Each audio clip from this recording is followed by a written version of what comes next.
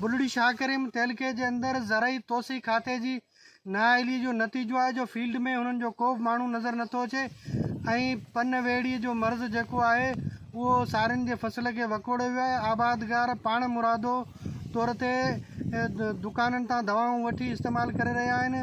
हुकूमत सिंध जो ज़राई तोसी खाते जो को बि फील्ड ऑफिसर फील्ड में नज़र नथो अचे।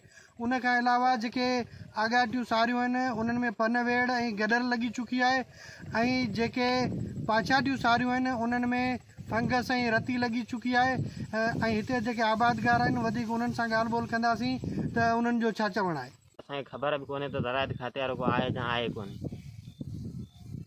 सारियुनि में कहिड़ियूं बीमारियूं हींअर पन मूड़ लॻी आहे ऐं गडर लॻी विया सारियुनि खे तबाह करे हेॾियां माना विसरण वक़्तु सारियुनि खे माना मुकमल मथां लॻी विया पन पन खाई छॾियईं। साईं हाणे इहा रती लॻी पई आहे जंहिंमें को माण्हू कोन थो अचे। इहे ई दवाऊं ई आहिनि।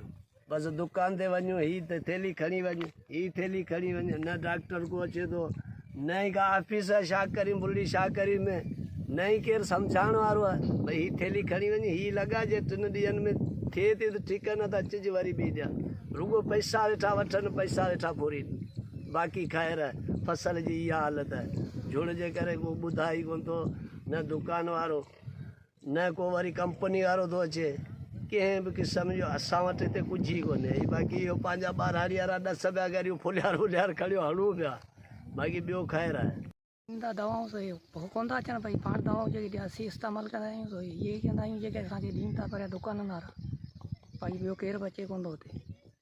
हिन में कक भणंदा आहियूं दवा भणंदा आहियूं ऐं इहो आहे रती आहे ऐं हूअं फंगस चवंदा आहिनि त असां वरी सिंधी में रती चवंदा आहियूं ऐं अमलदार को बि कोन्हे हिते ऐं असीं दवाऊं जेके स्टोर वारा ॾियनि था उहा हणूं था उहा असरु कोन्हे। फसल जी हीअ हालत आहे। सारियूं पोखियूं तक़रीबन काफ़ी अरसो थी वियो आहे। अगरि बरसाति जी वजह जे करे इलाही क़िस्मनि जी गडर साइड में पैदा थी विया। ज़रायत खाते वारो या को हुकूमत वारो अॼु ताईं ज़ाहिर ई न आहे। शायदि ईअं लॻे थो त ज़रायत खाते वारा आहिनि बि अलाए न। उस्मान पंवर KTN न्यूज़ बुलड़ी शाह करीम।